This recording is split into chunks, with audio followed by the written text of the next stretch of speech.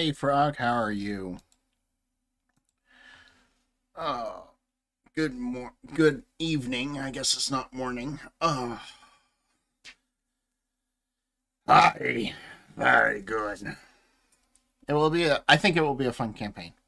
We're gonna do some cool world building. I've already made a map. Hey Frog, if you want, you can join me in my Discord and chat. I'm sitting in a voice chat. You can just join. You will be recorded though if you want to. All right. Let's. How you doing today, Frog?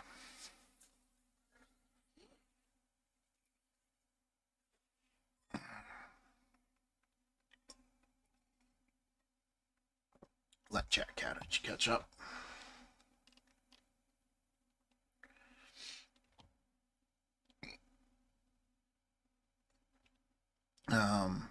All right. So here's the deal. We need to make a pirate world, and I need to make it quickly. So I don't. We might use some AI in this, but I'm gonna try not to.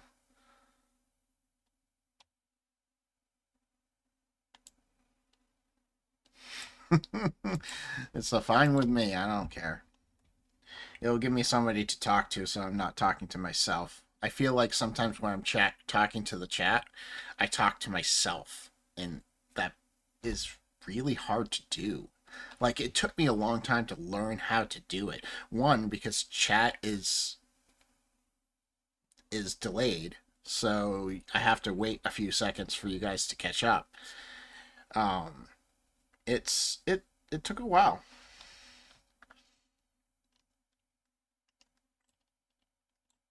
All right, so here's what we got so far. Just me in the window here. All right, so this is the world, basically. I have all of these islands. This is an archipelago that's not going to really be accessible, so I don't have to worry about that. This is.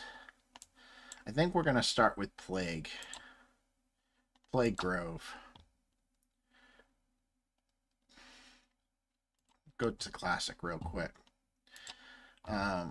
Let's go ahead and grab Plague Grove's main main image.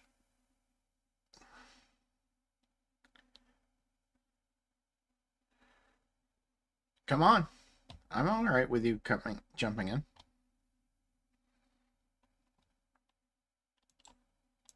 Anybody can join.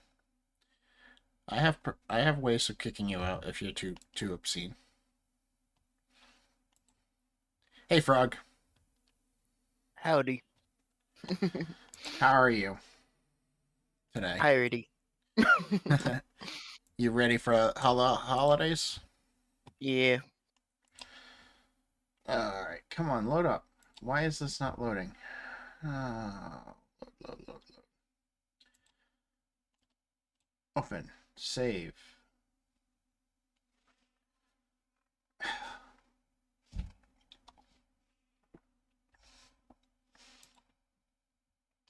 Okay. Good. It did what I wanted it to do. We need to add new town. Oh, it doesn't let me see it. That's annoying. Fine. We'll do this the old-fashioned way.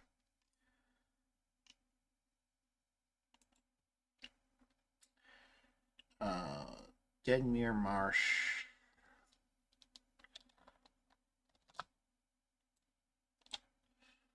Just put it on the other screen so that I can see it and still do it. Places. All right. So for pirates, is this like wooden ship pirates or like It's modern wooden. day pirates? No, it's wooden ship pirates. It's going to be kind of set in a 14th century type world. 14th century. So would Edward Teach be in this somewhere? Um, could be. I mean, I'm not like opposed to him being in it. I'm just right now. It's just more of like I haven't even created. It's more of my own world. Mm. So like, oh, I have to click on a category. Well, this is a town. It's a port town, so we'll call it a port town. To enter a summary. Port town in Lake Grove.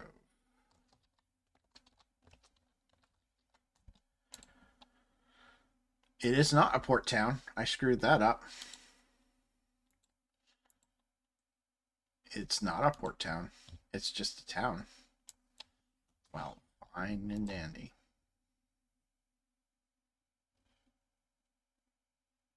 Aye, as long as it has a pub, we be okay. I'm not sure if it has a pub. We'll get there. Gotta add a new district. This is going to be Talon Gate. Talon Gate. Talon Gate is going to be. This is a port town. Port city, really.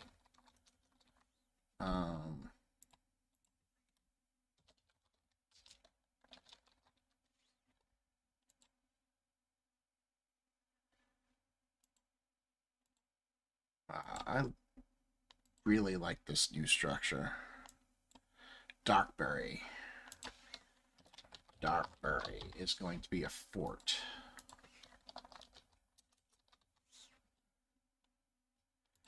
It's going to be a fort. Oh, a fort doesn't exist, so let's create it. Fort.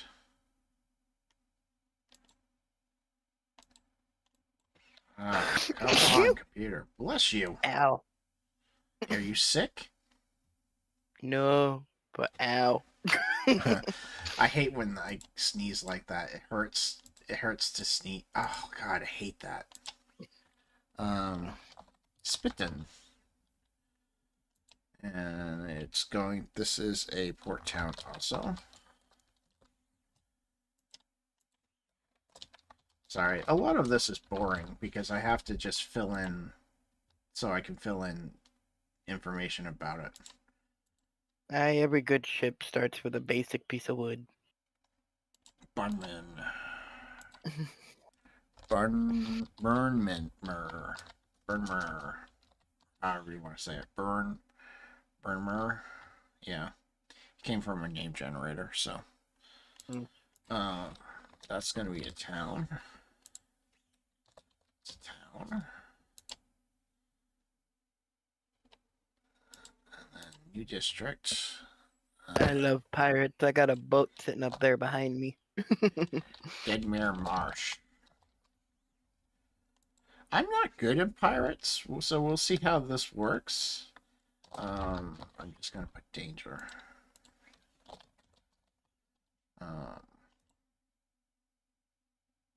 I'm not very good at pirates. I try to be, and I will do my best.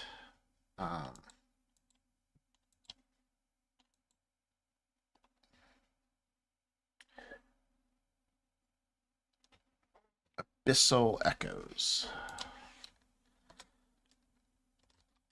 Abyssal Echoes. And this is going to be a danger. I don't know what type of danger yet, but it's going to be a danger.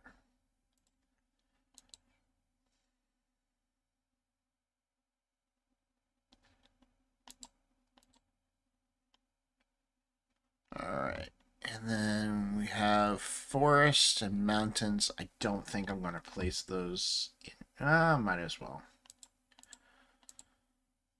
It's going to be a forest. And that's going to be Whisper, Wind, Cove, Forest. It's a forest. Just gonna.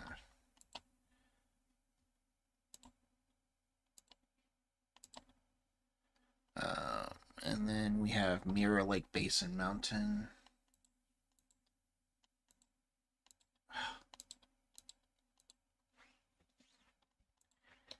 Mirror, lake, basin, mountain.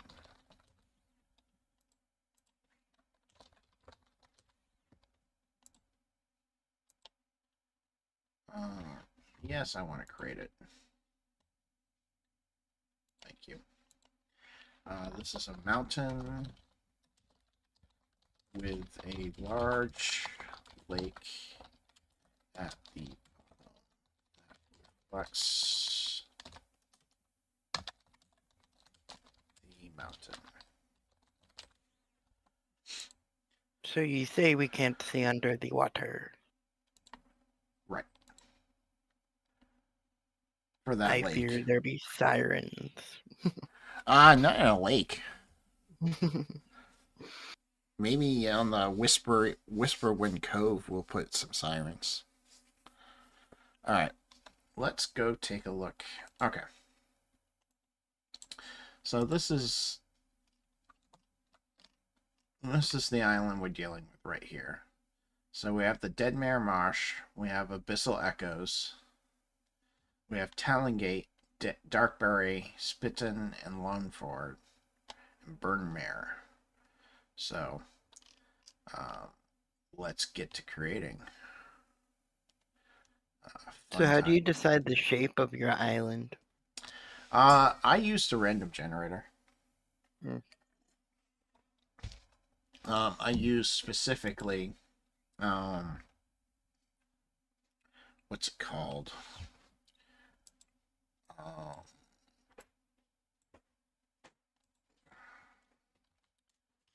Let me see if I can find it because it's really nice. Sorry. You're not live right now, are you? I am live, yep. Okay, I'll go away.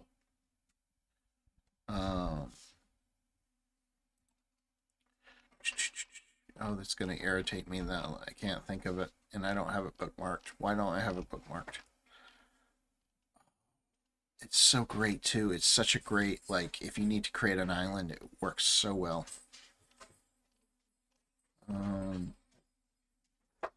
Because it gives you, like, dangers and stuff like that on it. Come on, it wasn't that many days ago that I created this. Where is it? That's Cartnet, Fabrica, Pirate. I'm not sure how I'm going to handle the pirates. There is a cool pirate generator for this game, so I'm probably going to use that frequently. Thanks, Super, for lurking. Appreciate it. Where is this? Oh, it's going to drive me crazy until I find it, because that's kind of how I work.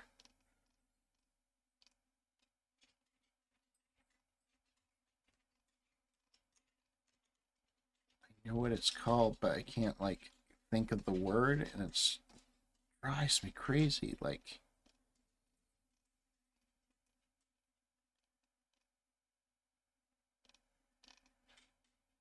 alright, this is getting December 15th. I don't think I created these way back then.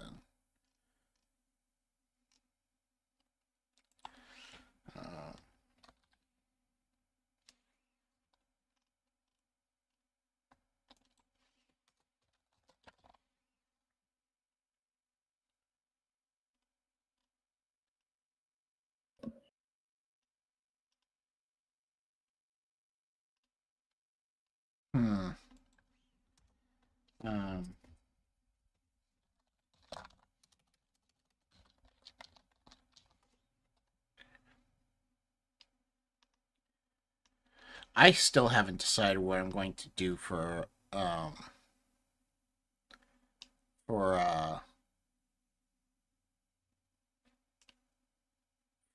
scenario for this game. I want to do something cool, but I haven't figured out what it is yet.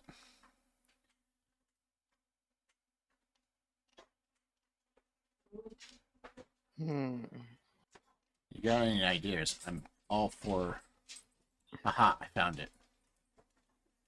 Well, this is the city generator, but they have a really cool called Perilous Shores.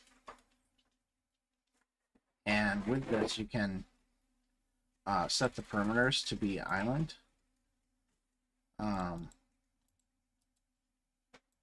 Island, barren, chaotic, let's say wetland. Let's generate, and it will generate an island with mountains, woodlands, and if you set it so it's not safe, you set it so it's dangerous or evil and difficult and generate. It will generate these little skulls and give you like a layer of mystery or Palace of Belius. So it gives you like really cool things. So that's how I created the islands. And then I took them into Incarnate and mapped them out in Incarnate. Okay. So, and that was the Perilous Shores. I love this thing because if you can do, if you don't do island, you just do a lake. You can generate a lake with all kinds of things nearby. And then if you need to edit something, you can go here, right click on it, and where is it? Labels. I thought you could change it. Anyways, it's kind of cool that you can do stuff like that.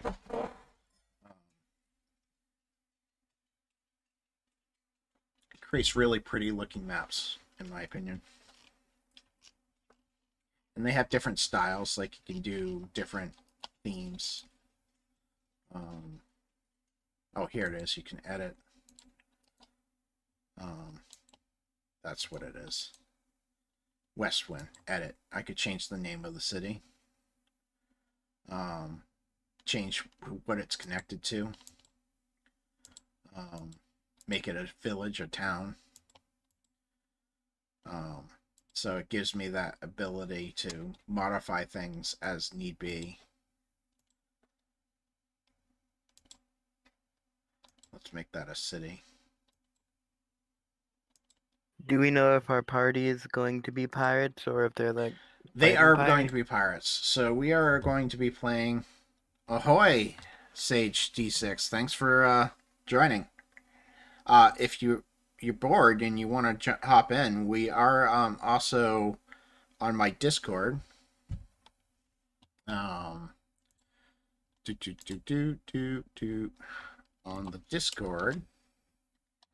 Let's see if this works. It's supposed to work. It didn't work. Of course not.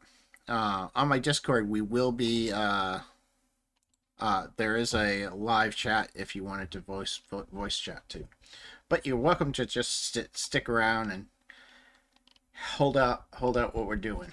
So what we're playing a game called Pirate Borg. Freaking amazing rule system. I just finished reading it and it's so amazing. Like half of the book is just like creating the world. And like stuff like that. I didn't use it because I'm doing something different than what they're doing. But there's a really cool. I should show this off. In their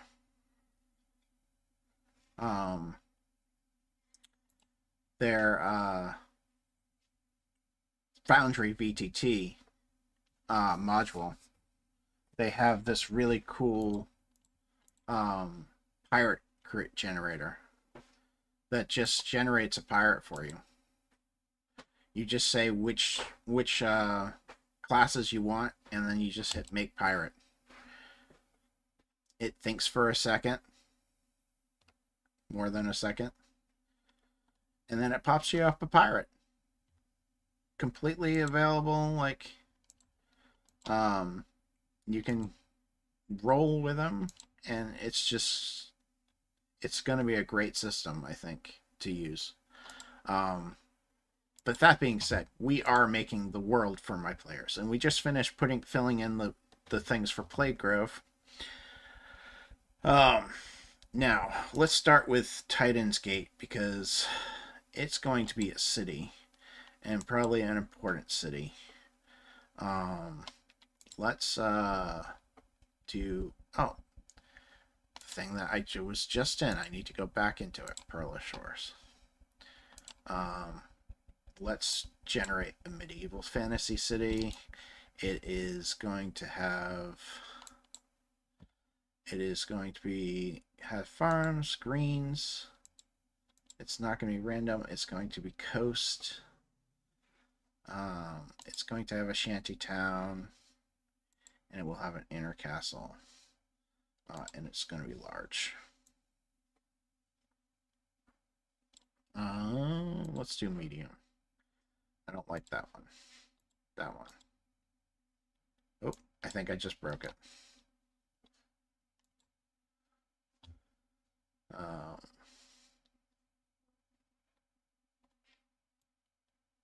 kind of like that. This is going to be Talon. What did I say it was? Talon Gate. Talon Gate.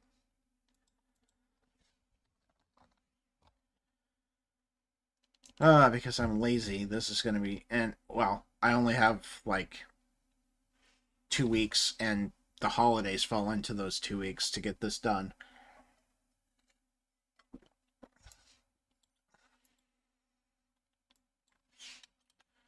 We'll just call that Docks. Beer Rock, that's fine. White Ridge, that's fine. Let's call this, not the Castle Ward, but let's call it, Hick Rock. Because, well, yeah, why not? Winter Road. And then Snowgate. I don't really... Let's re-roll all. Thanks for lurking, AG.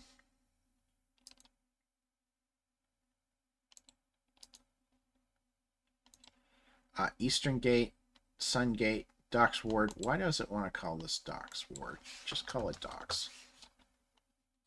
Fire Orchard, Castle Quarters. I don't like Castle Quarters. I think that's dumb to name your castle Castle Quarters. Hilk Rock, because it's kind of on a hill, it looks like. So we'll call it Hill Rock. The Six Barrows, that's fine. Meat Village, I like that. That's fun.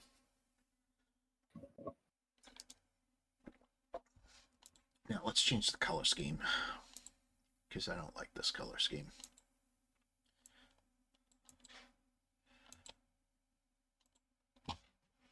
Oh, I am so itchy because of my tattoo. Oh, You got a tattoo? I did. I don't know. Let me see here. Just me. It's really ugly right now because it's all scratched up. But I got this. There we go. It's a book with a whole bunch of D&D stuff flying out of it. Okay. I posted it on Discord, so if you check my Discord, you'll see a better picture of it. So how you doing, Sage D6? You still with us? You ready for the holidays? All right. Talon's Gate looks pretty good. What do you think? Maybe I can warp this a little bit. Because I'd like to get more of a coastal feel.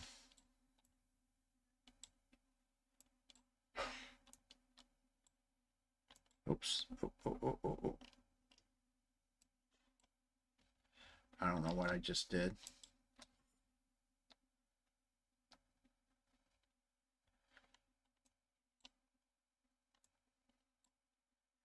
There we go. So when you said you don't know the scenario yet, like the main quest, not like side quests. Yeah, I don't know the main quest, but I usually don't when I start. I know how I'm going to start them. So I'm going to start them. Um, I'm going to start them. What did I do to ruin this? What I'm going to do is. How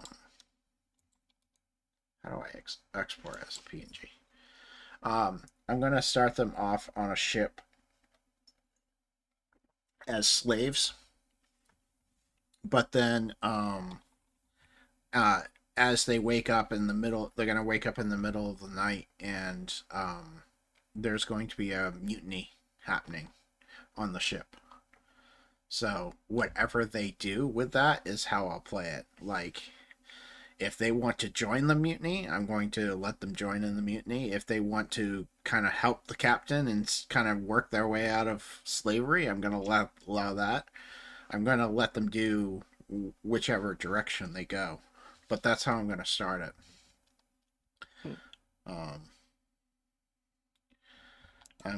Oh, there we go. That's better. All right, so that's good. So let's go to Classic Editor. Because sometimes I find this easier. If I create a map, upload this map that I just downloaded.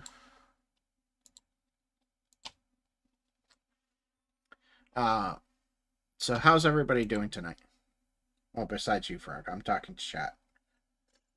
I get you. I asked how you were doing. You said you were doing good, except you had the burps.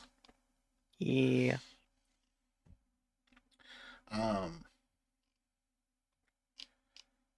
Alright, Talon's Gate. Alright, so... Does this rule set have any scurvy mechanics? What do you mean by scurvy? Like the disease? Yes. Yeah. It does. Cool. It has... In fact, actually, you can randomly develop scurvy on your... when you develop your character.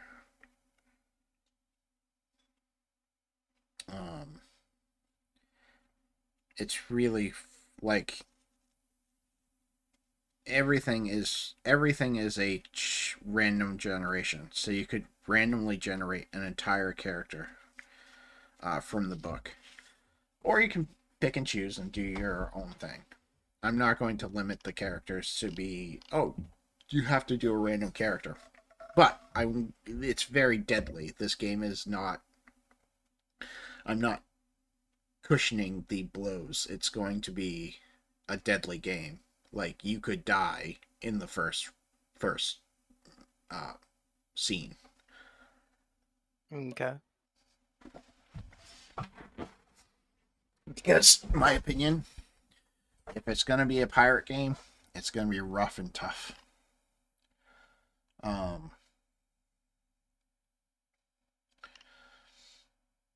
Sungate, Eastgate. Okay. Can I just... Sungate is going to be a gate. Let's see if there's a gate, or if I have to create it. I have to create it. This is going to be the northwest entrance to Talon Gate. Alright, let's create that. Are you aware we can't see the map right now? No, I am not. How about we switch back to that so you guys can all pay attention and join in the fun of creating. Alright, so we have Sungate. We have Meat Village. Why is everything running slow? I don't like when things run slow.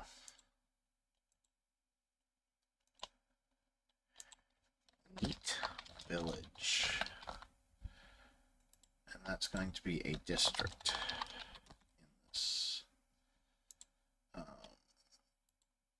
I hope there's a butcher shop somewhere in there. Of course. Let's.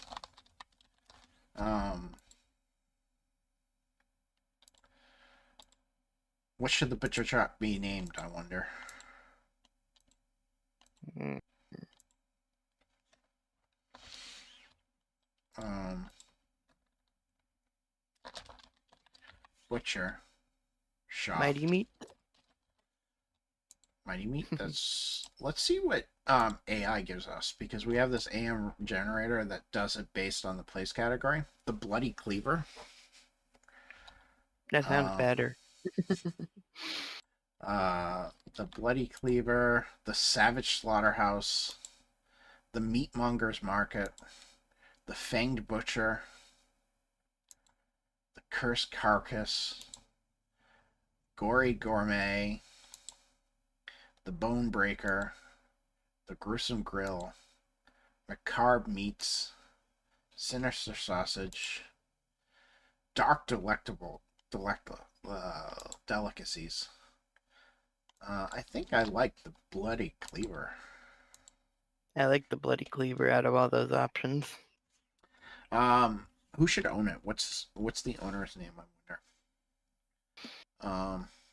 Let's make it really simple. It's like John Swift or something like that. So like it's like a really common name. Might be a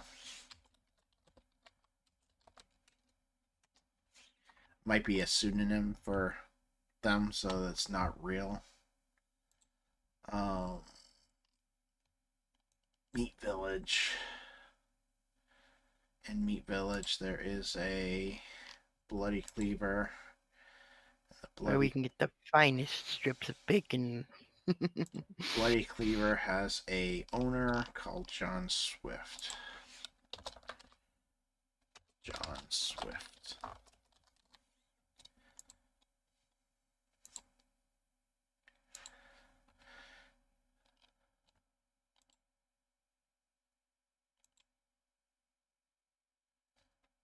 John Swift is a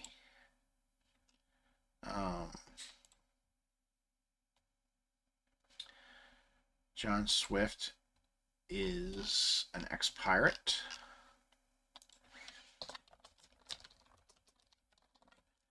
That He lost his has sea legs. gone into butchering.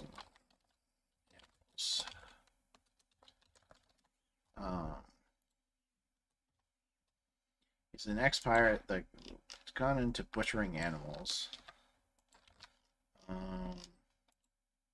GM secret. He is the famous. Ooh, what's a good pirate name? That's gonna be the hardest part, is coming up with pirate names, I think. Throw out a random letter.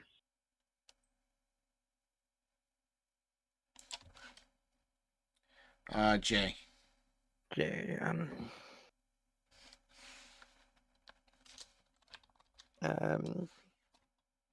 Jameson. Jameson? Yeah.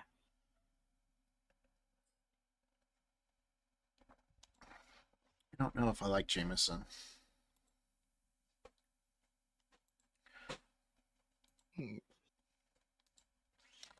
Jameson.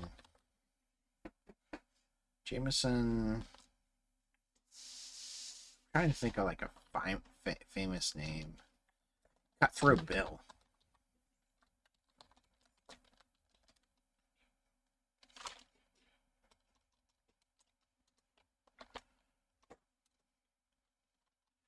Cutthroat Bill, who was famous for cutting throats of his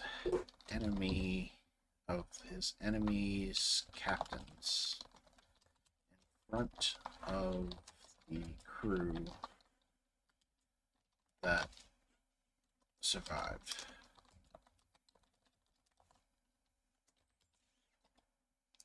The blood soaked into the boards. His ship had a red hue. Ooh, I like that. Ship had a red hue on the front of the bow from the bleeding of his enemies.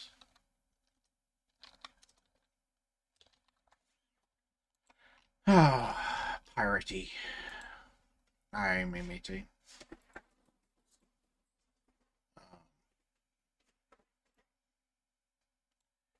Cutthroat Bill is a pseudonym, so let's have to put that there. So that doesn't pick it up. Oh god. Genius. Oh.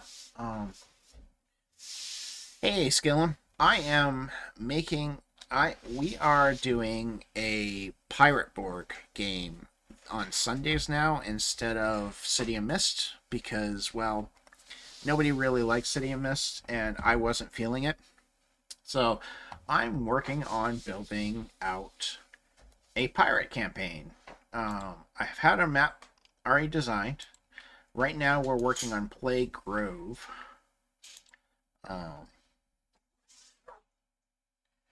Duckborg? No, I haven't. What is Duckborg?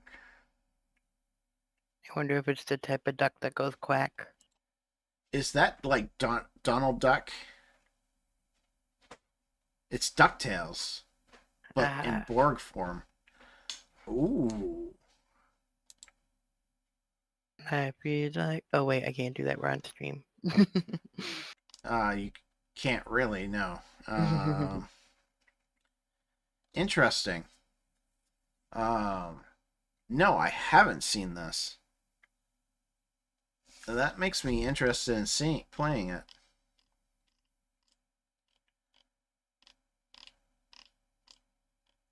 Ah, dang! I just don't have them. Luckily, it's already passed, so all I can do is pre-order it now. I am bookmarking this though for later, because I love DuckTales. I think it's great. Though it looks like they're doing ancient DuckTales, like $15 for the PDF ain't bad. $25 for both PDF and book is really good.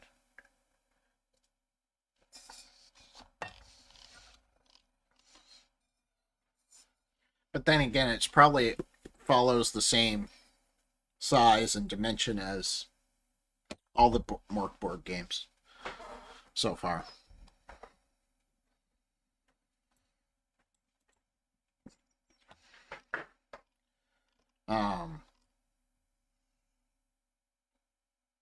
It might be. I mean, Morkborg, you could actually write Morkborg in like 3 pages. You don't have to have a thick book for it. Just like Easy V6, technically you could write Easy V6 stuff in an even thinner book than this. Sundays. We're going to do it Sunday nights. It's going to start on January 7th. It's going to be the first one.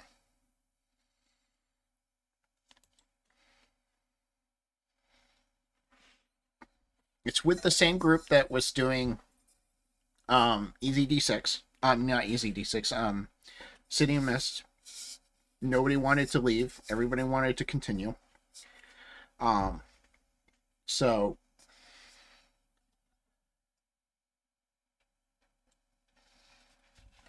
please do. If you have Foundry, they have a really cool system that allows you to automatically create pirates just by clicking a button. Because the whole system is tables, so you can just keep rolling and things. So it just creates a really nice pirate right out of the box for you. Gives you any kind of relics, any kind of equipment that they would have. Gives you their. It's super easy.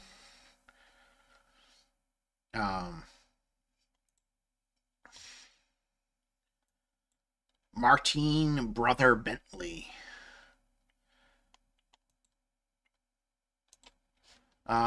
So that's what we're doing. We're just creating. I'm using right now. We're doing Talon's Gate. Talon's Gate is going to be a port city in Playgrove. So I was just creating the different neighborhoods for it. 6 boroughs. 6 boroughs. Burrarros. It is a district. City district. And this is a city district. Slums of... Yes! I did I did. I used a lot of it because I have to create this quickly.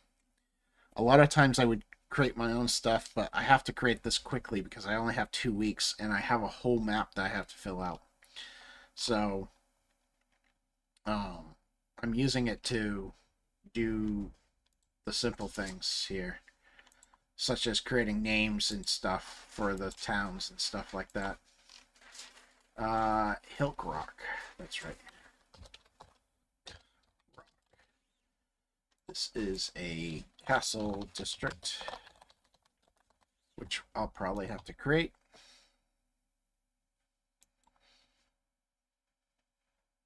Yeah, and it's super easy. I love it. It's castle district. It makes it super easy to fill out a whole bunch of things quickly and easily.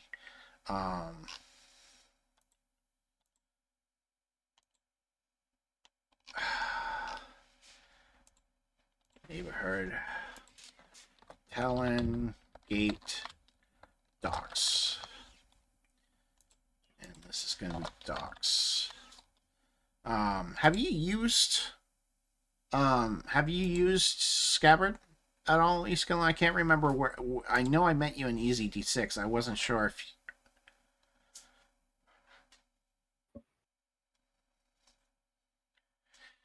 A pirate world. Are you sure that's a good idea? Sounds like to me you're trying to create, trying to seize the moment.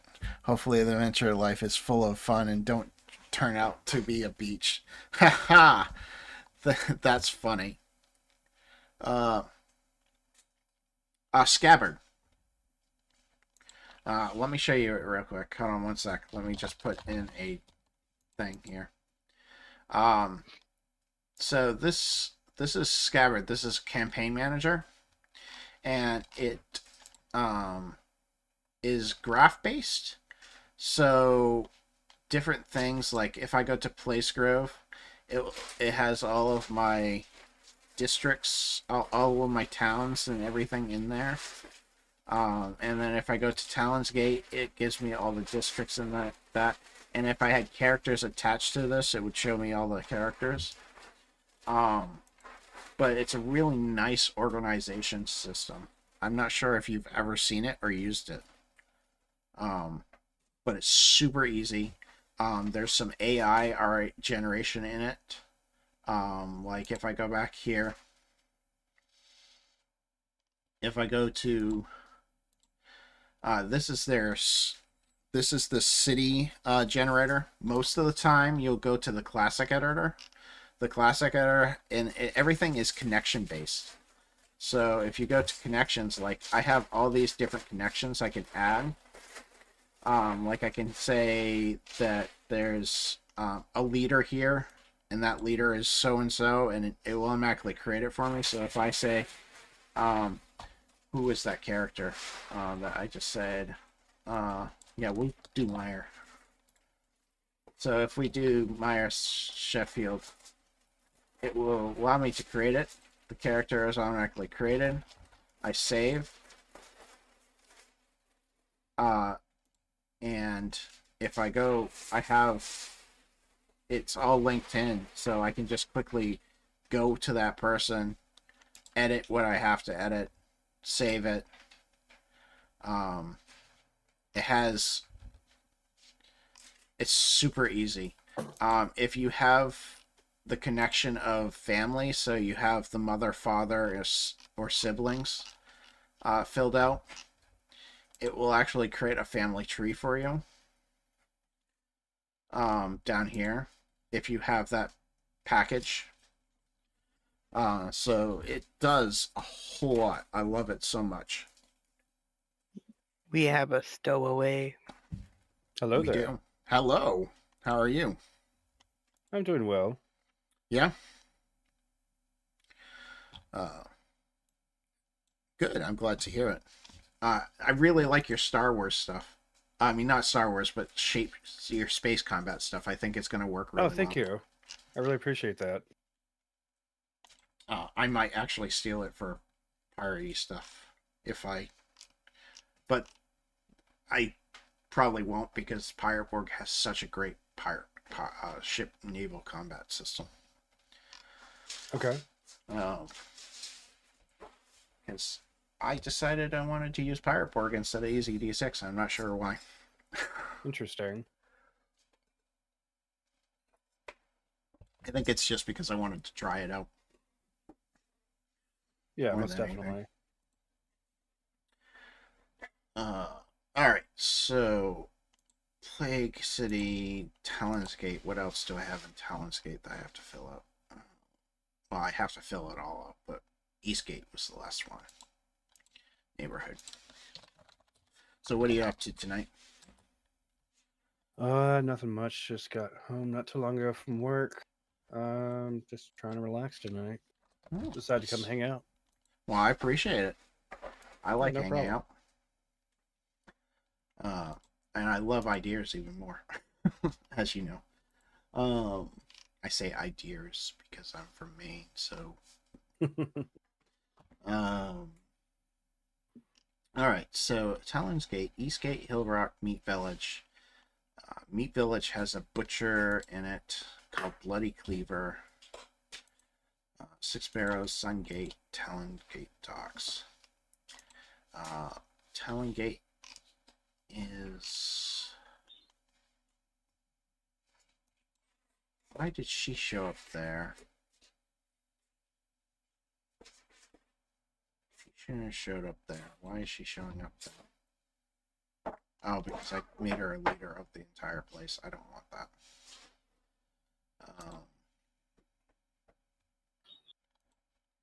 Connections.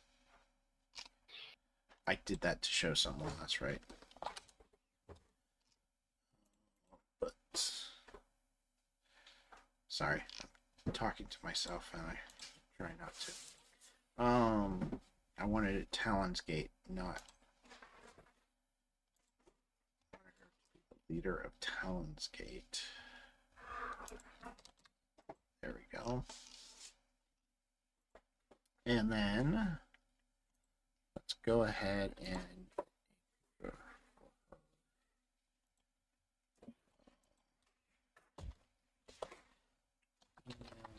Pirate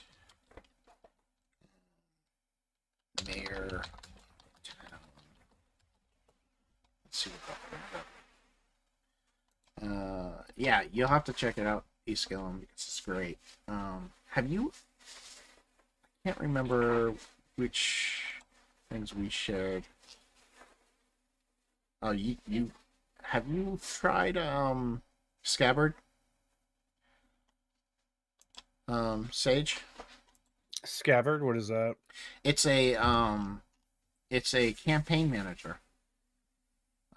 Like World Anvil and stuff, but it's super easy compared to World Anvil. I don't think I have. It's like my favorite. Like, it makes it. I've created worlds within months just because of the connections and stuff. because it all uses connections to make everything connect up to each other. So it allows you to really see what's connecting and what's not. And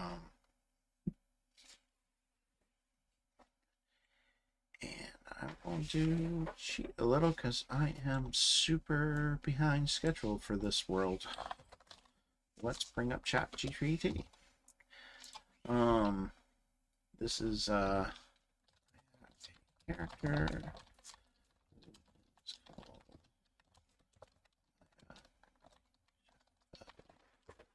She's the mayor. Pirate mayor. Talonsville. Talons Gate. And you create a description, backstory,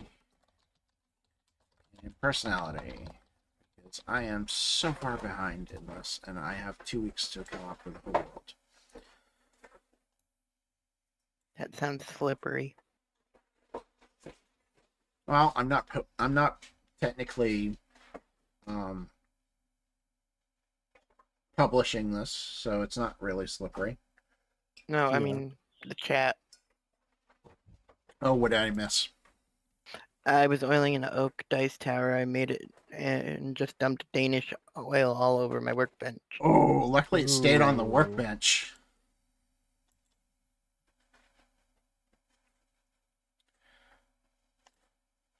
This is a homebrew world. Nope, they're not going to fly around. It's typical pirates.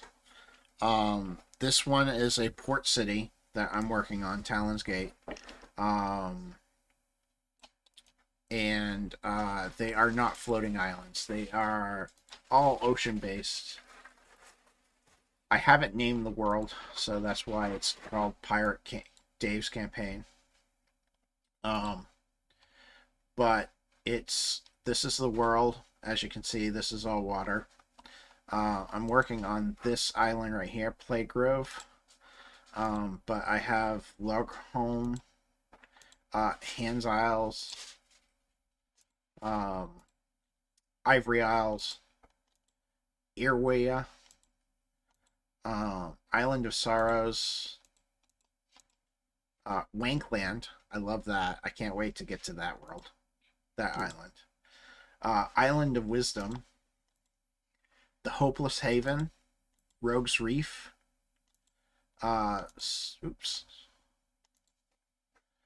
Sea Dragon Island, which I haven't labeled yet, Cleggershire, Farara, and this is how I'm going to say it. I don't care how it actually is pronounced, and Isles of Knightley. Of course they're going to be named, they're going to be called Wankers. 100%.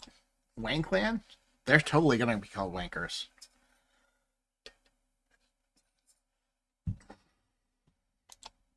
I think I know one player that's gonna have a lot of fun there.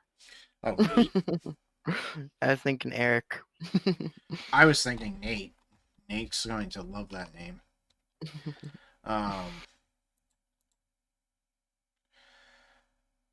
But let's get back to her. Let's just copy this, make sure this all sounds right. Totally wholesome and family friendly reasons is why Nate's going to love it. Hey, Dave. Yeah, I'll be right back. sure.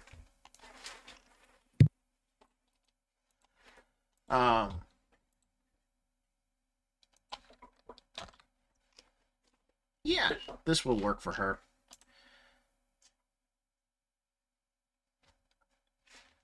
All right, let's fill out Talon's thing a little bit quicker.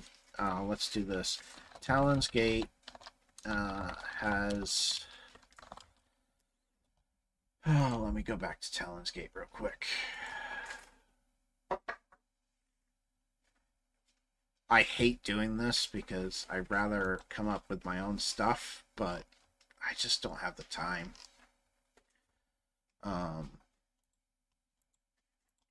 And the story will be mine. So has 1, 2, 3, 6 different districts. 6 districts called Sungate,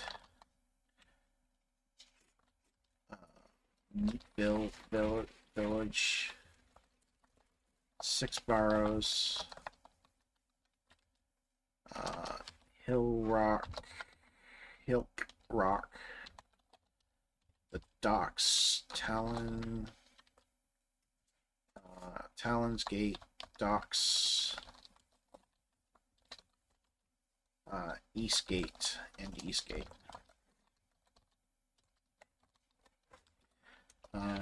Can you give me a description of these districts, a history of Talon's Gate,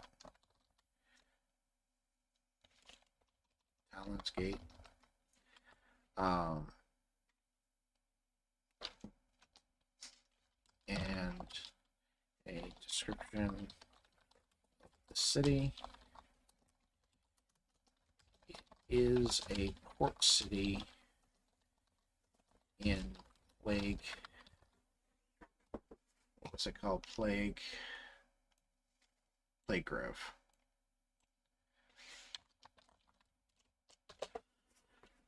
I know this is not the quickest and most entertaining way of doing this stuff. I'd rather be going out and doing it, asking you guys for suggestions and stuff like that.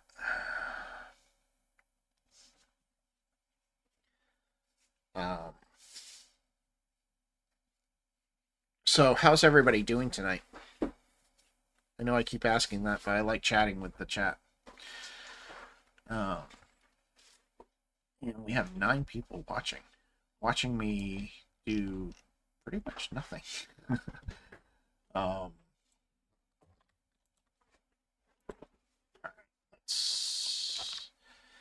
So let's see, make sure that this all works correctly. The main entrance to Talon's Gate is the land. Sungate is bustling for travelers, traders. It's known for vibrant markets and colorful inns. The architecture here is a mix of rustic elegance and reflecting the diverse nature of things. That sounds fine. As the name suggests, this district is famous for its butcheries and food markets. It's a lively area with strong sense of community residence. The streets are often filled with smells of cooking and sounds of music. That's fine. That's good too. Position slightly on the hill, city.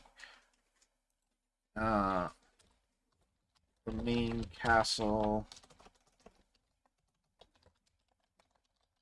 is located on the hill.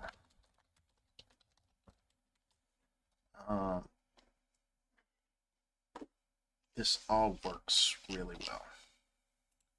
I have not had ChatGPT fail me yet. A bustling city port located on a rugged coastline. Let's try to get a picture here, because sometimes that helps me. Bustling coastline, known for its colorful history and diverse population, stands become.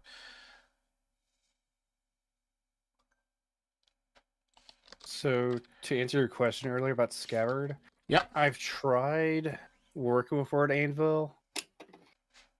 I just don't like the subscription.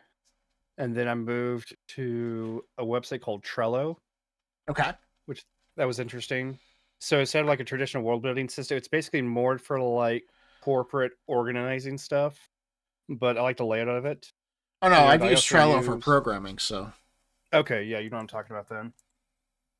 And I just simply use OneNote.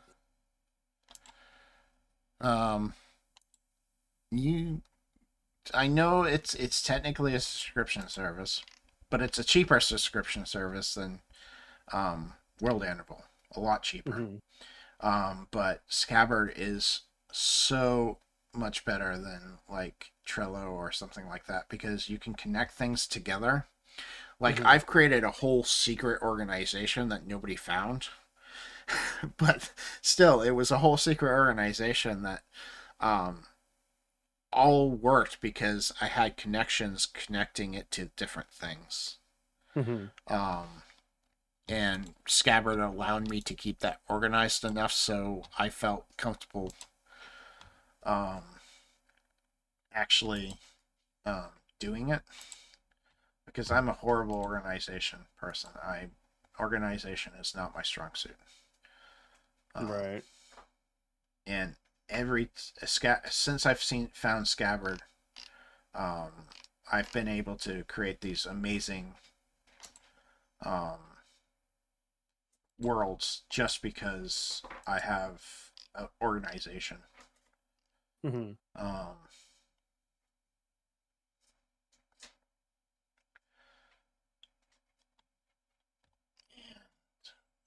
let's see here, Talongate. Okay, that's why it's not coming up.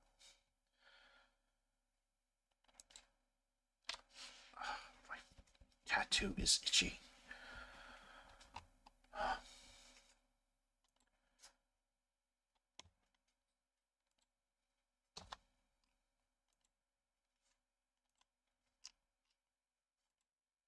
But it's really, really useful system.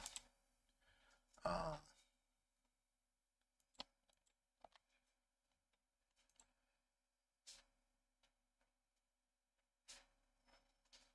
Have you ever heard of? I don't know if I'm pronouncing it right. Mendomo.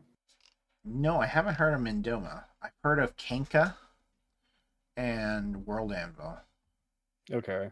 So Mendo is basically a web map style organization software, or it's basically an app, really. So basically, you put something in the middle, and then you can branch out like a web of stuff that connects to it. That's essentially what this does. Like, I don't know if you're watching my stream, Yes. um, but Yeah, it's the same concept. it has like a whole system that connects things together. So, like, I have Plague's Mhm. Grove here, which has a whole bunch of cities in it, and if I go to Talon's Gate, it separates all the districts for me Oh, and cool. attaches like characters. So if I go to the character, I can see secret connections and stuff like that if I'm the Mhm. GM. Um, but it gives you a whole bunch of cool ways of looking at different things. And if you notice, this isn't tied. Plague's Grove isn't tied to the main page yet because Mhm. I haven't created a world for it. So I've just kept all the islands separate at the moment. Um, like usually, let me go to Dark Days, which is my Grimwood City one, and it's gonna take a little bit longer to load here. But this is my Grimwood, and these are all my districts. Oh, wow. Within That's a my lot. within my districts, I have different groups that Mhm. exist there, and then the groups are all tied into a whole bunch of other groups. And how those groups tie into each other. Um, and this is all done by um, simply taking. Come on. Summer Court. Fine. I'll do it the long way. You have a question in chat. I do. Let me find out what that is. Thank you for looking. I do DM frequently online. I have a Friday game and a Sunday game that I do. So if you have questions, I'd be happy to answer them. Um, uh, Definitely. You name it, I'll walk you through it. I'm very open about how I do things, and what I use Foundry for my VTT. So right here, all these connections, like I have enemy of, faction of, friend of, they're all like tied in together. And I can make these secrets, so like I could make enemy of as a secret so nobody sees it. Except me. So I could know that somebody's an enemy of somebody else without them knowing, so I can reveal that when the time comes. And then they have organizational charts, which I don't have because I only have the Winter King on this one. I don't really use the organization charts nearly as much as I should.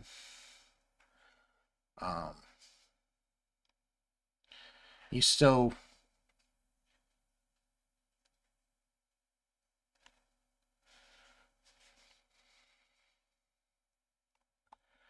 Three big questions. First, how necessary are maps exactly? They're not necessarily at all if that's the way you prefer to play. Modify keys from the Gold Vault. And there are available maps for that, but they kind of reveal too much. As far as maps are concerned, you don't have to have maps. I don't think they're really needed. As long as you have... now, are you going to be streaming these games, or are you just going to be running them on the system? If you're going to just be running them, let me get this over here real quick.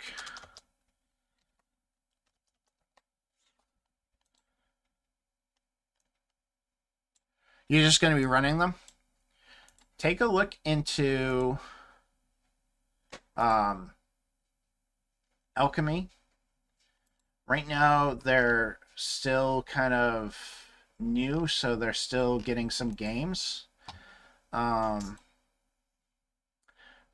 what's nice about Alchemy is it has the capability of doing maps if need be, but in reality, it's built for no maps. So, or you can do the same thing in Foundry. I'm doing... This is going to be mainly Theater of the Mind, except for naval combat, I think. So, I'm going to have a lot of these type of scenes in the system. And I'm hoping to get a lot of playlists, but I haven't created the playlist yet. But no, maps are not needed at all. I find them easier as a DM, so I tend to play with maps.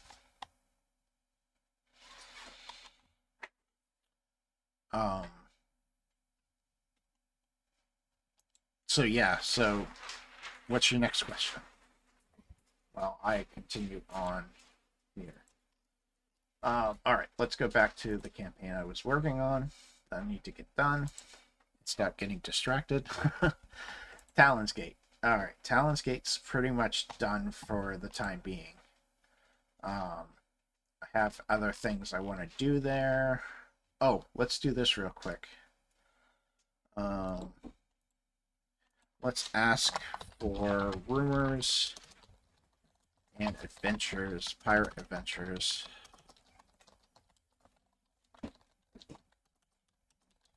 In Talon's Gate.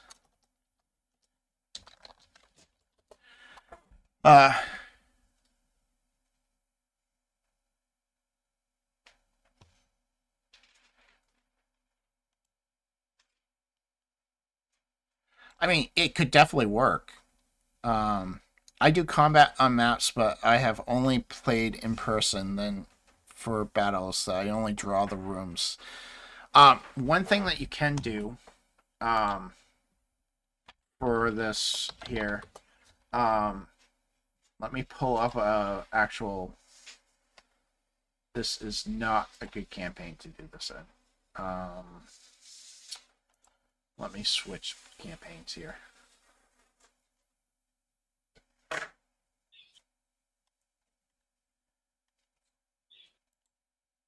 If you play with Foundry, oh, let me send you a new one. I always have to update it every time. It's really annoying, even though I have it set to be forever.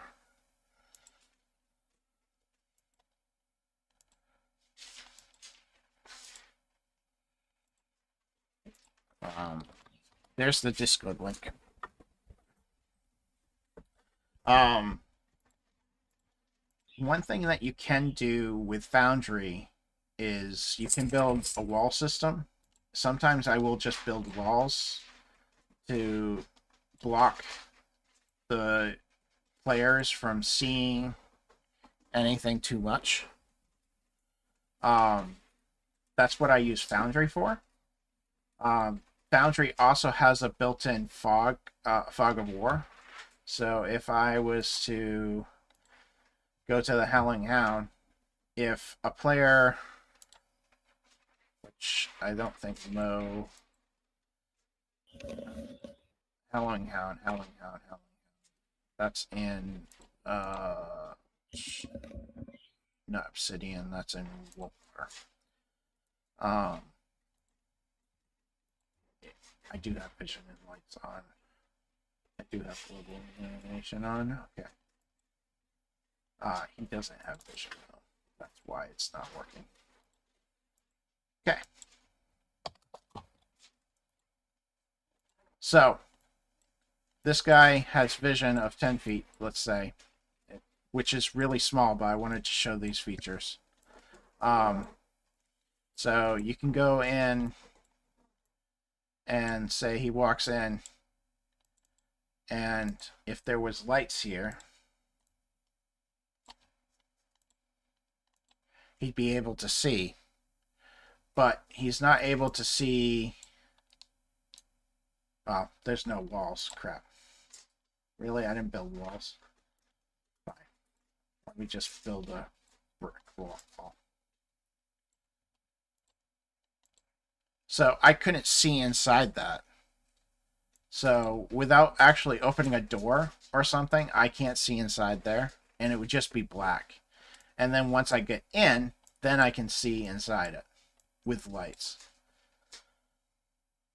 Foundry is super awesome. What's wonderful about Foundry is there is no subscription cost. You pay $60, you get the system. You can host it yourself. I'm going through a company called Foundry, foundryserver.com, just because I'm lazy and didn't want to host it myself. Plus my computer is already streaming and it's already doing a whole bunch of other things while I'm trying to play. I decided it would be easier to use something else. Forge VTD is also a good one. Oh, thanks for this following. Forge VTT is really good. I found Forge a little bit too slow for me. I moved over to Foundry server and I haven't had a problem since. It doesn't take much to run Foundry at all. It's really, it's just a simple node application. So you just run it like any other node application in the terminal. But you don't even have to do that. I have here Foundry on the desktop because I also develop for Foundry. Well, not the company, but I develop modules for it. So I have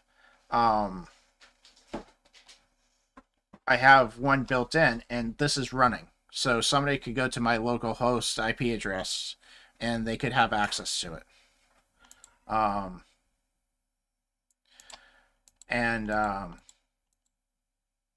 Which please, I'm on yeah, anyways, I'm not going to click invitation links, but you can get the invitation link and get the IP address and share it to your players, and then they would be able to log in as long as you just set up a user system for them. It's as simple as them going into a browser and going to localhost. Well, they would type in the web address in the port, but then they would have access to your server. So you don't need to host it. You can run it on your own. I'd recommend a fairly good computer if you do so, though. Especially if you're trying to use that computer to play and host. Other than that, I recommend getting a hosting server. Either Forge VTT is a good one, or Foundry Server is a great one.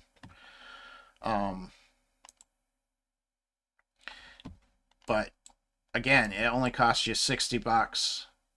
If you host it, you might have to pay $10 to $15. I pay for a higher end one because I'm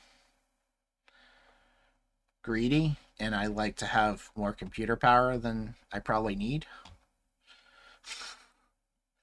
But this allows you to do really cool things like hide things that they don't want to see. And then you can hide people too. You can hide them.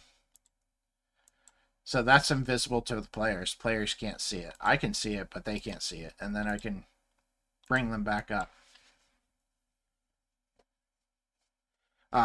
Super great. It's little. It does have a learning curve to it. I won't lie. But that learning curve, once you learn it, it's good. I don't know how computer friendly you are.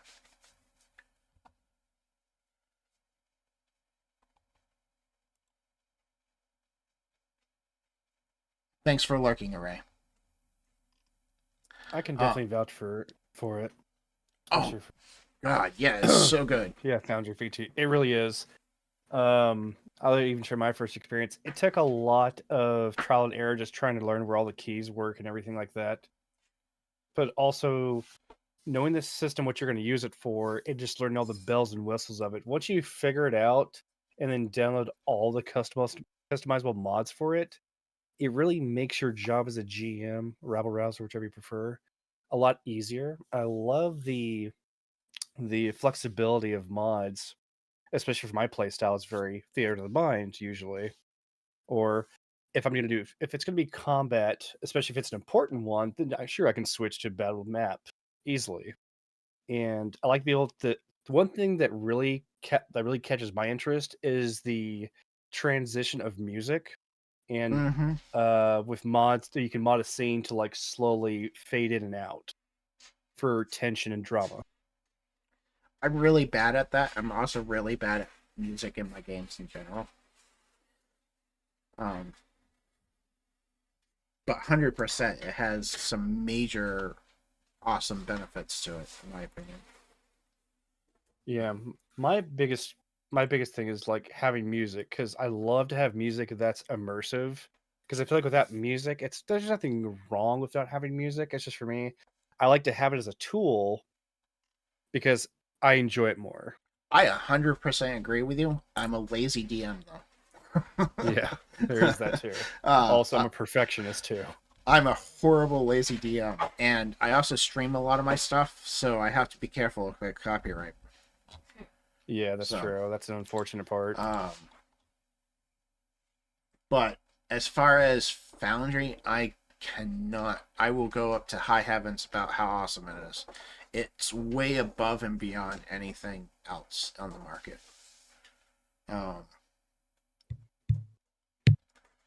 But Alchemy RPG is really good if you have theater of mind situations, and right now they have Morkborg stuff, they have D&D, and I think a couple other systems.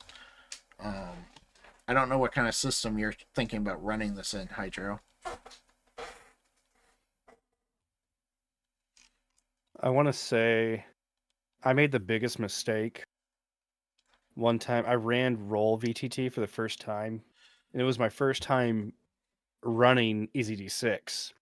Ooh. And I felt very out of my environment because I was not used to it. I love how customizable it is. Like, you can customize the character sheet. Great and all, but this was like almost a whole year ago.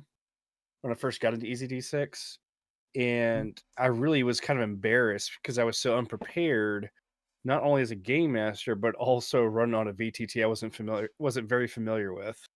This is just for a one shot too. My first few sessions with Foundry was a mess. It was. They were a mess. But once you get used to it, I can run anything in Foundry now because I'm so used to the operating system of it, the system, the how they operate and stuff. Also, programming for it, I've noticed that has helped me a lot in understanding how they have things set up and configured. Mm-hmm.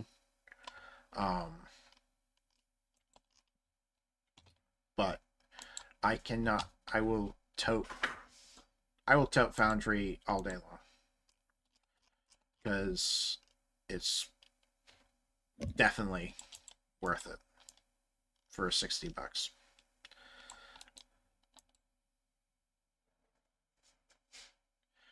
For my actual city for Grimwood, is that what you're asking for? The one that I was just showing? This one? Yeah, I was curious about that too. It was. Can I ask another question? I had a problem recently in my first online session in which there was significant less collaboration and little interest in following the story hooks. I absolutely know that this is my fault, but it's confusing. It confused me given that I've done in-person DMing for a while now and have never had that experience. Any idea to do to what about this? I don't want to control the players. I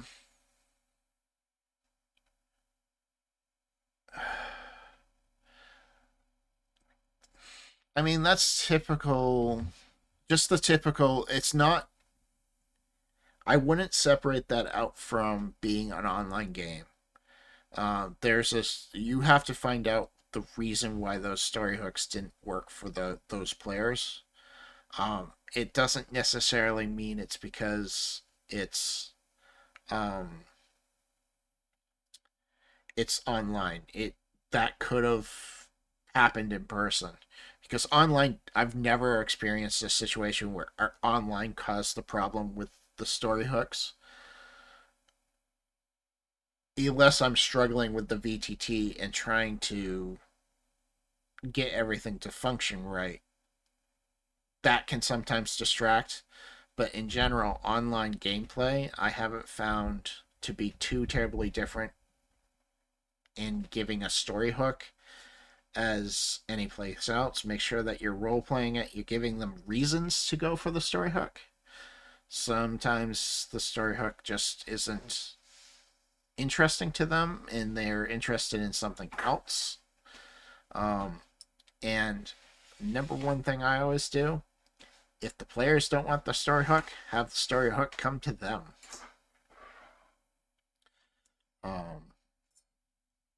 And what I mean by that is don't tie your story hooks to particular places. Use them, make them available in other places. That way you can always get back to it. May I also answer that? Yes, please. Okay. So, as a game master myself, when I'll give you my little bit of my background as a DM or GM, whichever you prefer. My first goal, instead of like presenting, like just like throwing a platter right in front of them and wait until something sticks, my preference is to get an idea of what each player wants before the game even starts. That way, you have some expectation of what the players want. Along with that, you like when I first started in one of my campaigns, I had an idea of what each player. I gave them 3 options. I forget there was a YouTuber I took this idea from, where it's like each player chooses 3 ideas. Sorry, I'm being loud. No, you're where fine. you choose 3 options. What you do is each other player chooses an idea that each other picked, and it gets added to the overarching narrative of the game itself. Ooh, that's a good idea. yeah, it's really helped my game a lot. So that way everybody gets a piece of what they want in the game. Also, And when it comes to session. story hooks, oh, go ahead. Sorry. Session zeros are your friend Yes, on they are. online games. They are so important for every game. Even one shots, you need a session zero. I highly recommend it. So think about story hooks. Is that if they don't take the first hook, you can always put that back in your back pocket and save it for another session. Bring it down like 5 sessions later. Plop like so. One thing is that you want to is a big thing right there. Yeah, Let the that's players pick organically where they want to go instead of trying to like shove them in a corner where you want to direct them like railroading. Let the players discuss. It's like, okay, so let's say you walk into a bar. By the way, there's a bunch of goblins raiding the whole place. What do you do? Instead of saying, okay, you walk into the bar, you're now going to fight these goblins. giving them options. I've noticed is the best way for them to go into the story arc. Yes, indeed. Because a lot of times players are deer in headlights when it comes to if you let them have free open reign. So if you give them 4 or 5 options saying, hey, this is what's going on, maybe you want to do this or this or this or this, which one would you like to do? And that sometimes will get them out of that deer of headlights and they'll go for that story. And if they were a new group and this is their first time in a VTT online thing, I've noticed that it takes a couple sessions for it to start chugging along. So don't just let one session dictate how it's going to work, because once they get used to moving the mouse and clicking and dragging things, they'll start opening up a little bit more. I hope that answers your question. I think we significantly answered the question. I don't know about you. I believe so. At least I hope so for Hydro. But yeah, so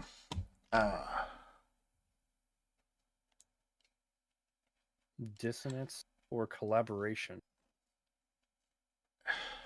now keep in mind, if it's the very first session, you're gonna have distance and collaboration, especially on a online game. It's gonna happen. It's gonna take 2 or 3 sessions, I found, to have the group work together and work with each other, because especially if they don't know each other to start,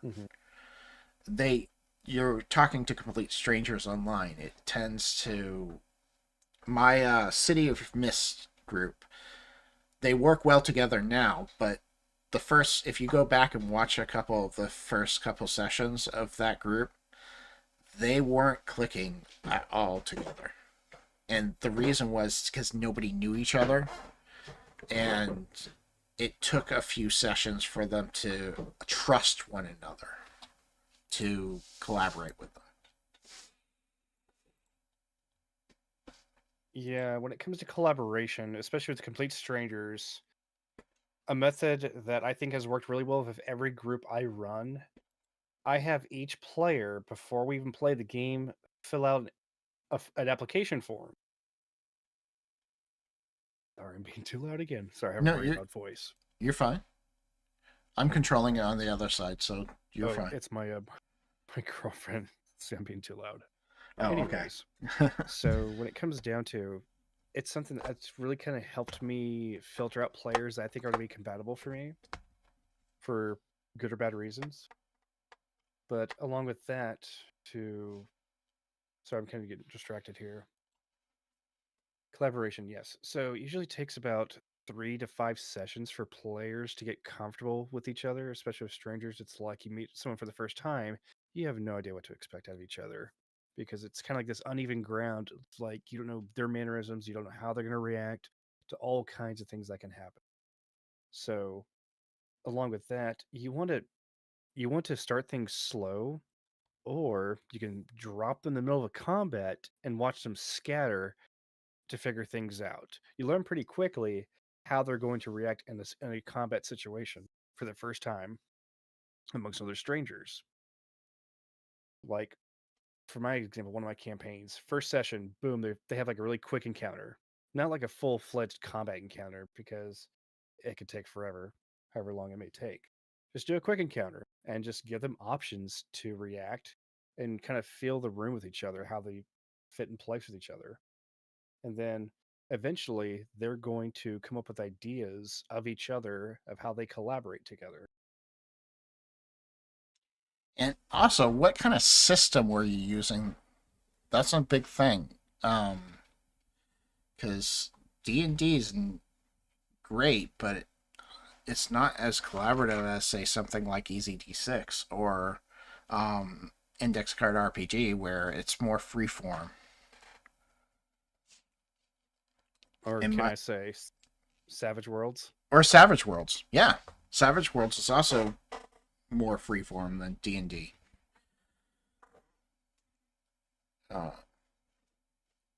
Collaboration is a little bit harder in D&D because it's all about taking turns and doing your one thing at a time. Not that I don't like D&D. I love D&D, but it's very static in its methodology. Where something like Easy D6, Savage Worlds, Werewolf is a good one from White Wolf. They're all. I gotta fix that.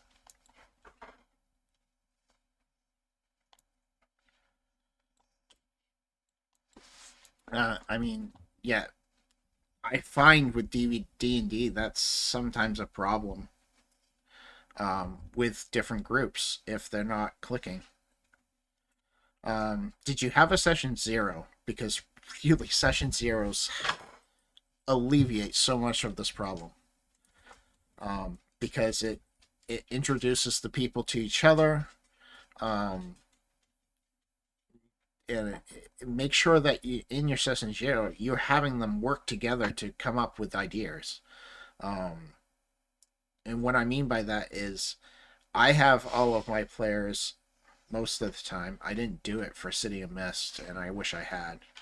Most of the time, I have players go ahead and create a link with 2 other players in the party.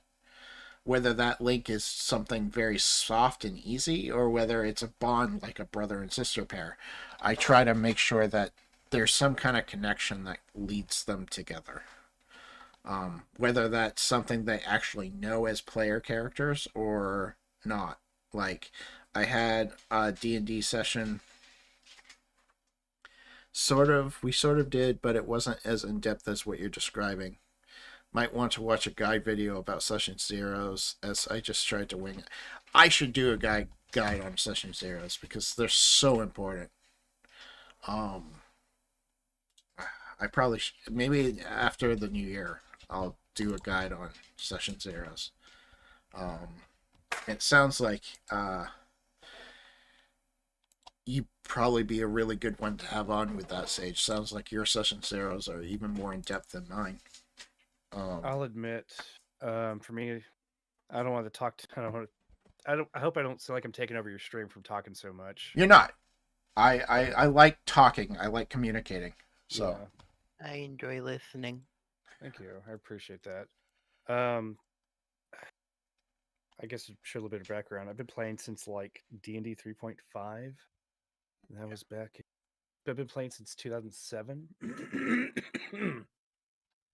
D&D 2 for me. Yeah. As like every game master you see online, like, oh yeah, I've been playing for 20 years. I've been playing for 30 years. I was like, well, there's a difference between experience and actually learning to be a better game master. Right. Like for me personally, my biggest goal as a game master is to always thrive to be better. Like I strive to always I'm not trying to be the best game master. I just want to be a good game master all the time. Mm-hmm. And my biggest key is to make sure my players have fun and can work together, really. And session 0 is really your bread and butter before every game you have. They're so important. You definitely want to go over lines and veils. That's very important. Don't be afraid. don't be afraid to drop somebody if they don't seem like they're going to fit the rest Yeah. of the group. Exactly. Don't ever be afraid. Just like, hey, this isn't going to be a good fit. Just let them go. It's not going to be a we're all good human fit, beings. but you know what? In my next session, I'll try to find players that will fit with you. That's why I do like the whole player application. You fill out this form. It may seem kind of long, but it gives me an idea of who you are before we even come to the table together. I when I first did Grimwood, I sent out consent forms. I sent out what don't you want in the game? What do you want in the game? Ironically, I didn't do that with Array. I don't think. Did I have you fill out the consent form, Array? No, you can jump into the conversation. We're just in Discord. BRB again. Okay. I did. Okay. I wasn't sure if I did because I didn't do it for my City of Mist, and I regret not doing it for my City of Mist. I'm lucky my players are good in my City of Mist game, but it would have made City of Mist work better, I think, had I done so.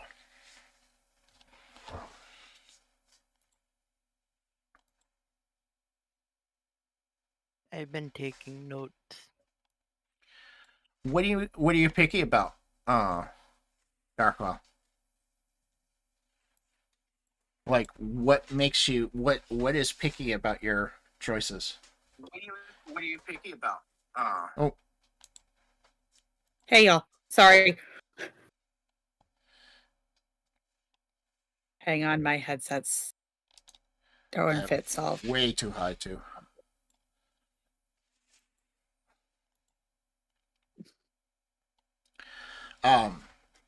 I have looked into a lot of RPGs recently because I haven't found something I like.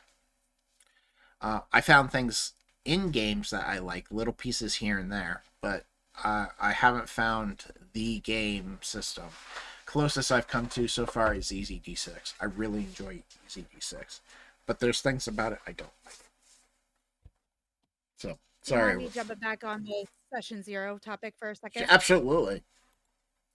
So I will say for me personally, you were the first person to ever send me a consent, even though I've been gaming in various tabletop RPGs since 2007 or so. It's been a long time. I've been at a lot of tables, a lot of different DMs. And you were the first one to send that, and both I am a woman, I have trauma, I'm LGBTQ plus. Like, I have all these kind of markers for potential triggers, and that is a huge green flag to me as a player, and I'm going to use that in my own campaigns going forward after seeing that all. And then I also wanted to mention an interesting Facebook post about tabletop games and session zeros, if you guys wouldn't mind. Sure. Yeah, go ahead. Let me pull it up real quick, but my gaming group from college, back from 2007 when I first started, was talking about a Reddit post that was shared on Facebook of a DM talking about he'd done a session 0, and he'd run a campaign where he basically had the druid in his game had to give up connection to friends and families in return for something. And basically cut all ties with the character's family. Another player came back and said, "Hey, I'm extremely triggered by this after the game. Didn't use a yellow or red card during session. They had that in place." And this DM is talking about, how do I start over? And is talking about they're having a session 0 part 2, where they're stopping and having a second session 0. And I thought that was a really good idea. And I know not everybody can, for the time and things for that, but that was something that popped up to me. That said, the comment section on Facebook was not it. There were people being like, it was the DM story. They should be, just okay with this and not really like. Really hate that the DM story thing. I really hate the DM story thing. You are making a story together. I am just being the book that says here are your options. I am not making a story myself. I'm big on that. I put my foot down on that. I do not. A GM does not make the story. GM gives you options, which develops a story. It's like a choose your own That's it. adventure book. But I'm glad you had a good experience with my session 0. I want to add to that, yeah, player agency is one of the most important key aspects of tabletop RPGs. Like, it's like people like game masters, I've seen a couple of them have this power fantasy when it comes to being behind the DM screen. That they think they should have control of everything. And I hate that with passion.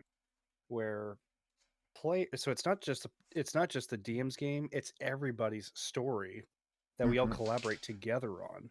We're not here to write a book or play a movie or write a movie necessarily.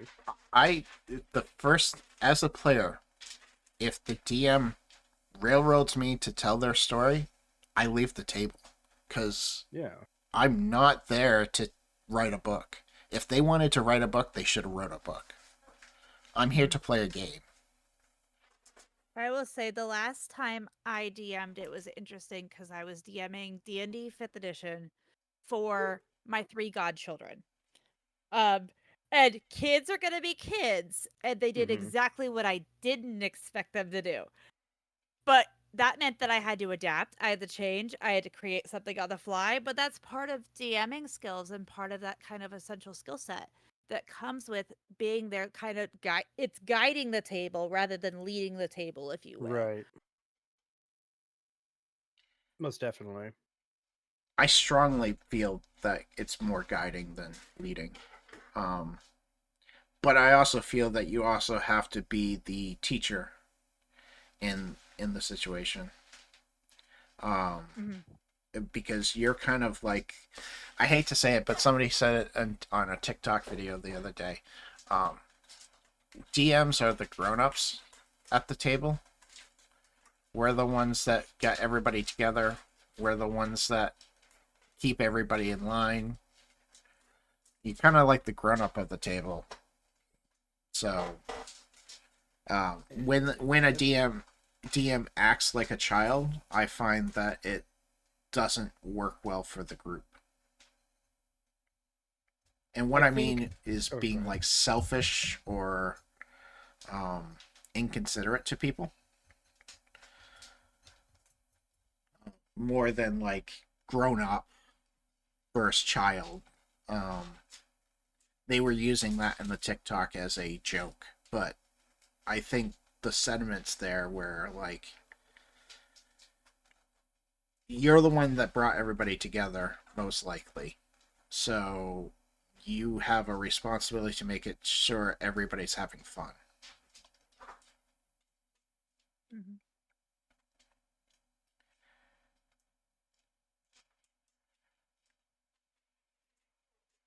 I hem and haw about what you say, Darkwall. I'm gonna call you Darkwall because I have trouble with the first part. A DM, I strongly believe a DM shouldn't have a character in the party. But that being said, I have played with DMs who have had a character in the party, and it's been fine because they didn't make their character the center of attention. And I'm guilty of that. Yeah, I would tread carefully in that situation. Like with the God Kids, I did have a character in that because I wanted to, have an example for the children, but their characters led that mission. You have to be very, very careful about having a character in the party. I wouldn't say that you should never do it. I just think you should be careful about it. Because you don't want to become the center of the attention.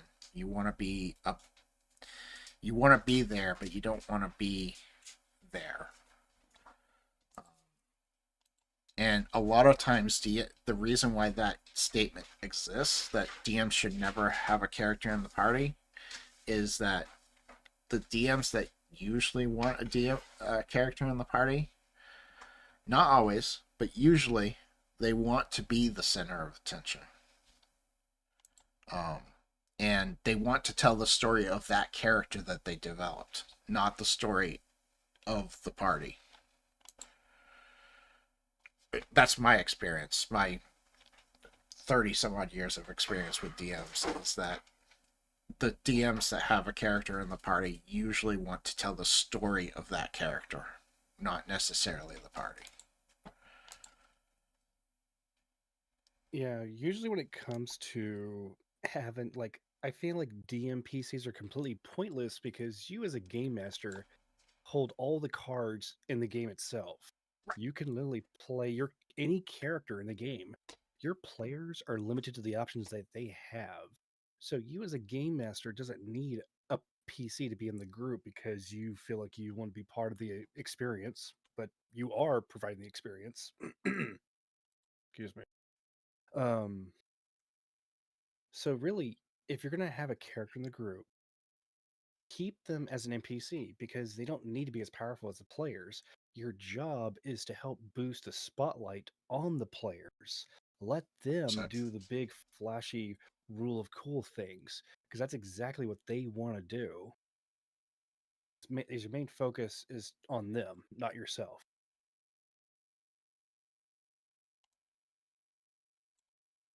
yes. Say, I'm much like you guys. The ones where I'm not returned to a table, it is the people that are trying to be the spotlight. They're Mhm. trying to make the story the way they want it to be. That do things like total party kills when things don't go their way. Mhm. Because I've experienced that before. Hydro, to answer your question, let them hire NPCs. Yeah. If they have a lack of party members, let them hire an NPC and just make it cheap. So they'll actually do it. Like, just give them an NPC. And just make sure that NPC is an NPC and not taking away from the story. They can be. Ron did not take away from Harry, but in Harry Potter. But he does do some amazing stuff occasionally. Mhm. You just gotta make sure that sometimes here's a good rule of thumb. If it's not going to affect the party directly, I'll control the NPC. If it's going to affect the party directly in a bad way or a good way, I'll throw it up to a vote. Because it's an NPC, I'm not going to make that decision. Let me rephrase that. That is not how I want to phrase that. If the NPC is going to dictate the direction of the story, I do not make that decision. I let that either go to a dice roll or to a party vote.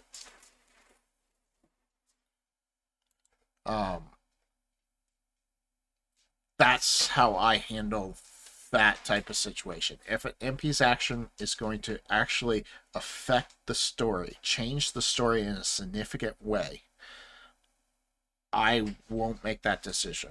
I'll let it go to dice, or I'll let it go to a vote from the party. Let me catch up here. Are you afraid if the party is going to die, you don't want that to happen? Then change the situation. You are GM. Yep, that's a good point, E-Skellum. That's why I hide the dice rolls. Lie about the dice rolls if it's really, really bad and they're gonna die. Look, I used to hide my dice rolls. I did. And then I started VTTs, and it was just annoying to switch back and forth. So I show almost all my rolls now. And it's not really that big of a deal because they're still anticipating whether I'm going to roll good or bad. Exactly. They just get the reaction faster. I want to answer Hydra's question from earlier Sure. about balance. So one GM I had when I first started playing Savage Worlds is that he basically stated that balance is ridiculous. It's unnecessary because we don't tell stories that are balanced. Because the term balance comes from like video games. You're like, how hard is this game? Okay, is it balanced enough for my character to progress? Well, in stories, it's like it's more interesting to tell a story about a farmer who took on a dragon than it is to say, oh well, the dragon was low enough level that the peasant was able, or the farmer was able to kill off the dragon in a couple of hits. Very true. It is more interesting to tell that story about that farmer. Because if they don't survive, that's fine. That means it means that your second character comes around, you come across a village. Oh yeah, Bob over there, the farmer, that crazy old man tried to take on a dragon. Can you believe that? I am a DM that tends not to kill my my players. I don't, because I feel it's their story. The only time I really kill the players is if it affects the story, in a significant way. And what I mean by that was in my City of Mist game, we had a situation where there was going to be a god that was coming through this portal, and it was going to pretty much destroy most of the world. I had a player that said, I jump in front of it and I sacrifice myself to close the portal. I didn't stop him, because that to me is exactly what the reason for a character death. Something major in the story that needed to be changed. You kind of did the same in our Grimwood game too, the alpha campaign, where we did have a player character death, but you made it into an epic story plotline that turned out amazing in the final session.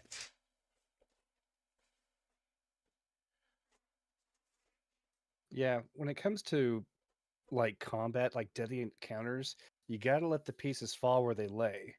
Because it's understanding that you care about your players, you care about the PCs. It's like they're great, they're wonderful people, but the reason why we adventure is because the danger of death. The danger is what brings us together. It's like I wanted to go do something crazy and dangerous and big keyword, try to survive and live to tell the tale. I am a player who does not like video games, such as, oh shoot, they're flying out of my head now. The games that are super hard, Dark Souls? Souls. I'm not a big Dark Souls fan. I love their stories, and I really wish I could play those games, but they're too hard for me. So I also won't. when I play as a DM, it's not that I don't try to kill my players. I just, if the dice roll where they roll, I let them die. That's not a big deal for me. But I make sure that the story changes with their death. Oh yeah, as it should. Another thing to expect in D&D is to have an NPC that are meant to not be important at all, to suddenly become important for some reason. Player John finds Timmy, the town crier, interesting, even though Timmy's only job is to announce the trouble that's going on through. But now the John has befriended him. Steal the drunk out of the bar and drag him on their adventure. 100%. Yeah. It doesn't matter. I have made NPCs and said this NPC is going to be important, and had to completely throw it out the window because they had no interest in that NPC. But the little goblin that talked in a really funny voice that I hated doing, that was only supposed to be there for 2 seconds, suddenly becomes a party member. That happens every single time. Doesn't matter how hard you try, it's going to happen. That means you did something right. But you can't repeat that. Like, Right. it's not something that you can be like, okay, this character is going to be important. Grimwood, my last season of Grimwood, we had a NPC that was created by the audience, and I played him one session, and I had to keep bringing him back, and eventually it was to the point where I had to kill him off to sacrifice the story to enhance the story, and it changed exactly how they felt about the whole situation because they fell in love with that character. So Exact- I want to yeah. go. Oh, Go sorry. ahead. Go ahead. No, go I ahead. was gonna say, I want to answer what Skilliam had or comment on what they said earlier because I gotta go. One thing I want to say is like add a nugget for everyone that they were saying that they feel ready for GMing, which I'm like, hey, that's great. So one important thing that I want to share with everyone that I do that I think is really good before the beginning of every session, ask a question to the player's characters, like a background question. What is something that happened to you that was very important? What is something from your past that you remember that made you really happy? And each one goes around telling one little bit about themselves to help immerse their characters and learn about each other. I each give them like a Benny, like from Savage Worlds, give them inspiration, or give them karma, like an easy D6. Exactly. Yeah. That- I need to do that more often. I don't do that enough. I know that trick, but I just don't do it enough. And again, it's so worth every because session. I'm a lazy DM. It comes down to I'm a lazy DM, and I 100% know I'm a lazy DM. But that is a good suggestion. Very good suggestion. Thank you. Alrighty, y'all. It was great to meet y'all. I'd love to hang out Absolutely. again. Thank you for having me, Dave. No problem. Have a great night. Thank you. That's like telling a player they leveled up when they come to the next session and have them and they have to rush through it. Yeah, you should, if they're going to level up, let them know beforehand so that they can sit and think about it. No, I don't run. Well, let me. So, Hydro. Every time I've tried to run a box set, every single time. Yeah, he means modules. It goes off the rails, and I let it go off the rails, and it's the type of DM I am. I don't stick to the plot or anything. I might finish out the module in a different way.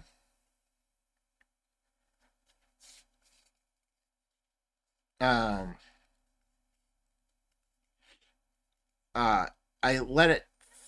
I sometimes finish out the module, but it usually is not in the linear progression that they want. I think it's just me. It's just the way I run. I'm more of a homebrew DM.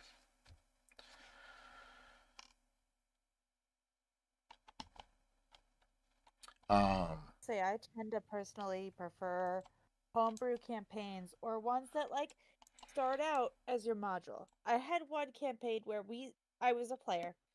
We started with the Strahd storyline in D&D.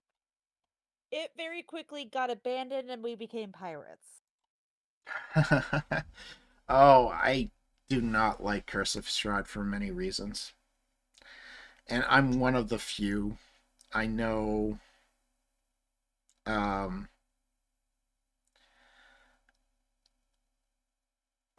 I know I'm one of the few people who doesn't like it. I've played it twice. I ran it once. I'm not a fan of it, and it's not. It's such a faux pas to say that, but it's true. I don't like it. I don't think Strahd's an interesting villain.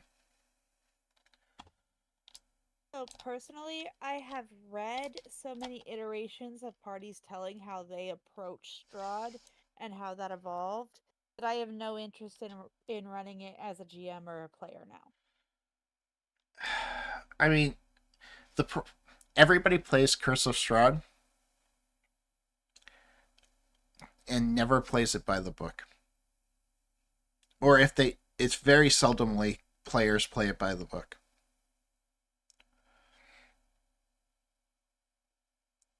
Now, Ghost of Saltmarsh, that's a good series, good module. I really like that module.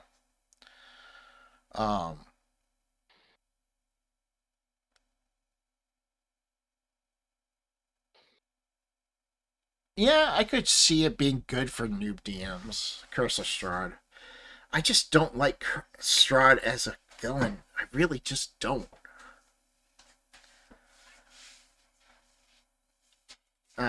Vandella, that's the new one, right? Where they adjusted it and changed things, right? Eskillen?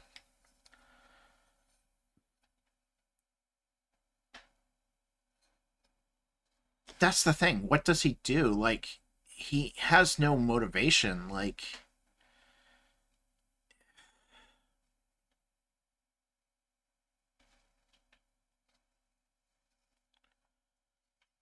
in a whole second half. Yeah, they added a whole new section because I have played Vandella for a party to start them out. Yeah, he wants to suck your blood, but come on, there has to be more to a villain.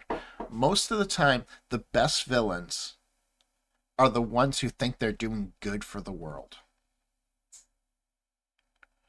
In my opinion. Because look like at Handsome Jack from Borderlands? Like Handsome Jack from Borderlands. You know, I hate to say it, Elon Musk. He thinks he's doing super amazing things for this world. Not saying that he's a villain. Yeah, he's a villain. Dexter's another good thing. He thinks he's doing good. But the best villains are the ones who think they're doing good because they're the ones that are misconstrued and they have emotional weight to them. Villains who are just villains for the sake of being a villain. Now, I'm not saying a villain can't be vicious. You can have a bloodthirsty, vicious person and still have them to want to do something good. Yes, Dragons of Ice Peak is a very good noob DM module.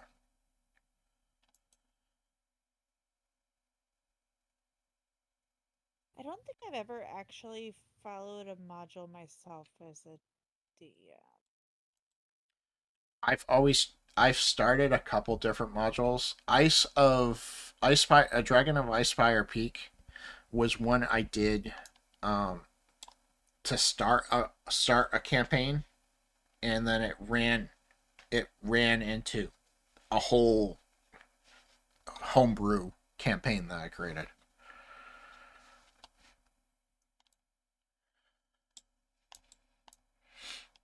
Yes, I agree with that statement, Eskillen. The starter sets are noob friendly, but not noob restricted.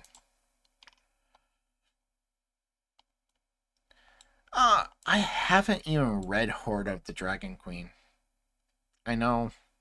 It's one of the ones that I never bought. So I never read it. It's... And if I was still playing D&D, it'd probably be on my list to read, but it's not one that I've listed.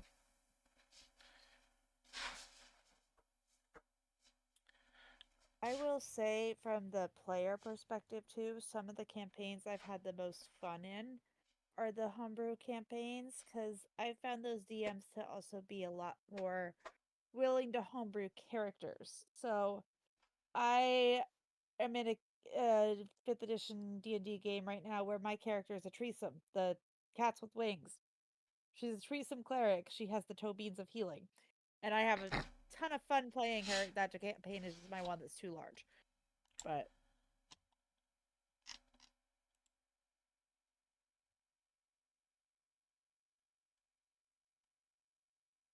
and yeah, you can absolutely piecemeal modules. Take ideas from whatever you can.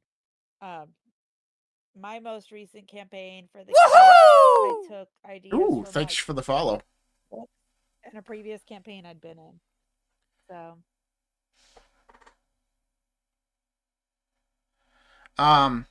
So the major thing with steel is the best thing I have to offer. And the and when I say that, I don't mean like copyright something and write it in exactly the same way it comes in. But all of your I went to school for animation, and I'm talking like Glenn Clean Glenn Ken was one of my teachers, and he was the director of Tarzan and the lead animator in Jungle Book and other Beauty and the Beast and stuff like that. And he gave me advice once for story. He said, "Everyone steals from everyone else.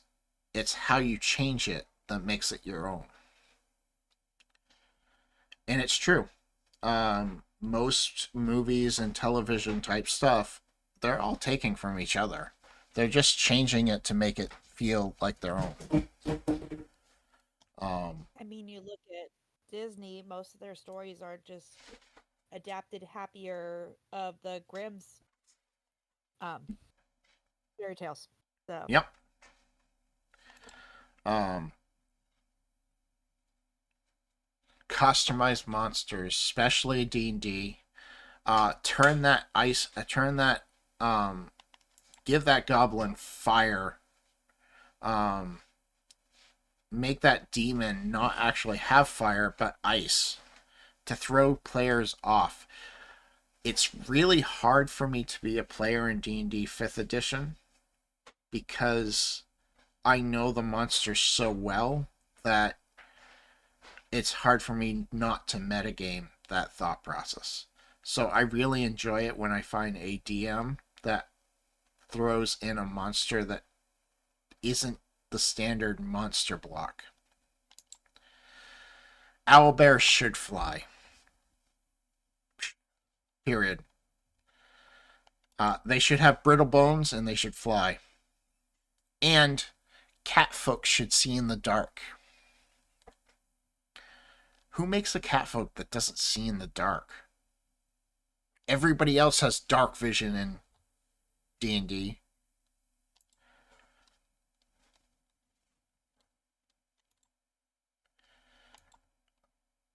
also, if you have experienced players at your table, as you said, changing the monsters up, you also though run the risk of I was in a campaign and the DM's a relatively new campaign. Only has been playing D&D himself for like 2 years. And this is like a month or two into the campaign and he shows us what's supposed to be an NPC in one of the D&D books and I went, I know exactly who that is. Um and he went, crap, I can't use this beyond this session then. Number one complaint I have in D&D is everybody has dark vision pretty much. It really ruins the feeling of night and terror of dark.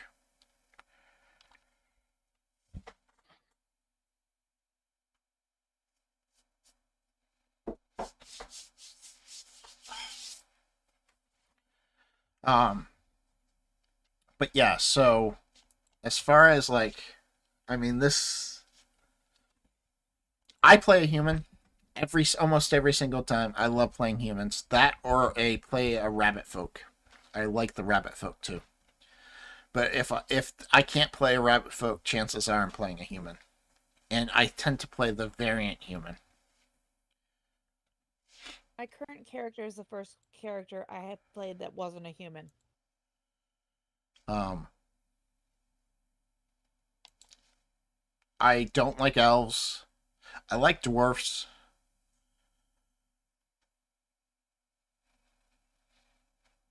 I get annoyed by the limitations for being short. I get that in my own life. I don't need that in a fantasy world. Yeah, you can do stuff like that, but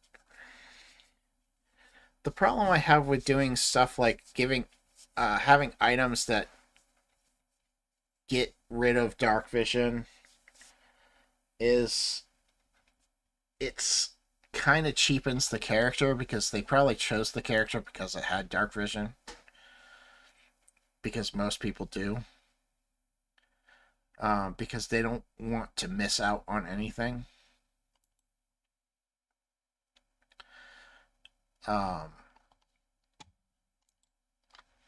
City.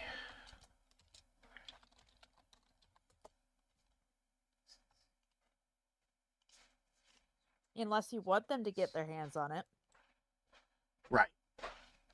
In which case, by all means, introduce it. Especially if you have a rogue in the party. One of you asked how I created my city, my Grimwood City map. Let me show you this real quick, just so that everybody can see. This is the city map generator. Procedural city map generator. It's off itch. But if you run it, it allows you to generate pretty massive cities quickly. I don't know who was asking about that, but as you zoom out, you can generate more, and it generates more. You can also change things. You can add you can add water if you wanted, coastal parameters. You can do parks. You can cluster them, increase them to be 9, and then generate it, and it will create more parks for you. You can modify the roads by adding a radial point. These points, so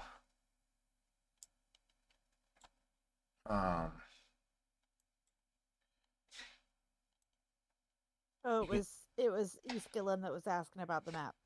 was it? Oh no. And unfortunately, he's gone now. Darkwell said he was looking at it. I thought. Okay, I was scrolling back to look, and the first Oh. person I saw was Eastgillen. So, But it I allows you also told to him add to- like radio things to modify. Oh, I hit generate. I didn't hit update. But you can modify it, and then you can create like use the radios to create a circle, or increase the river params to create more noise.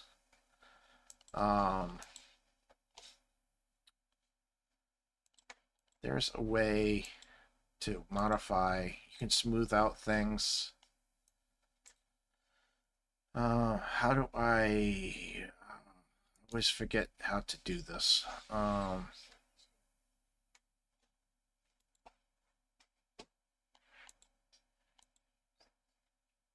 It's not generate. Generate regenerates it.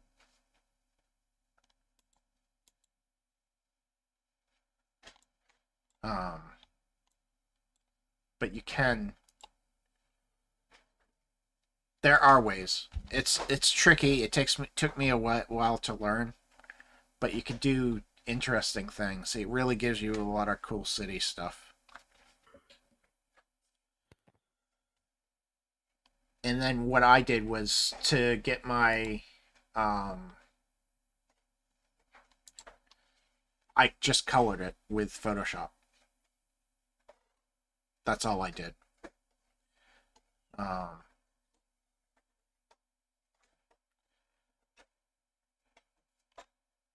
To get the districts the way they are.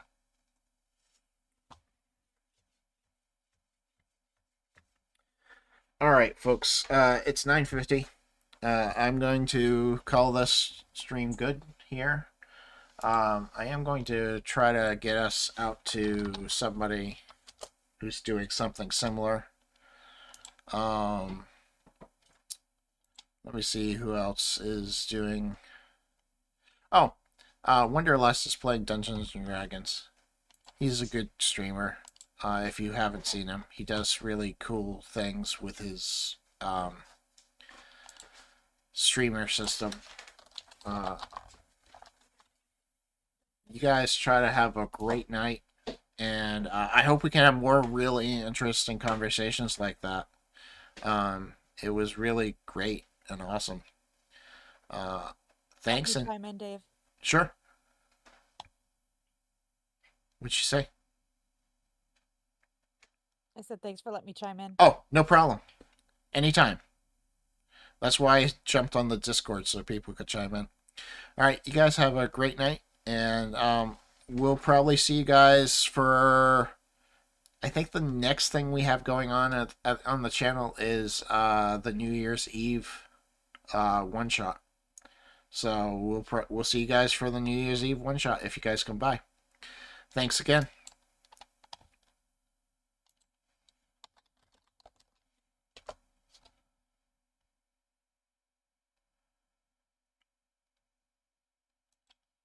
All right, have a great night. You too. And I'm mostly packed somehow.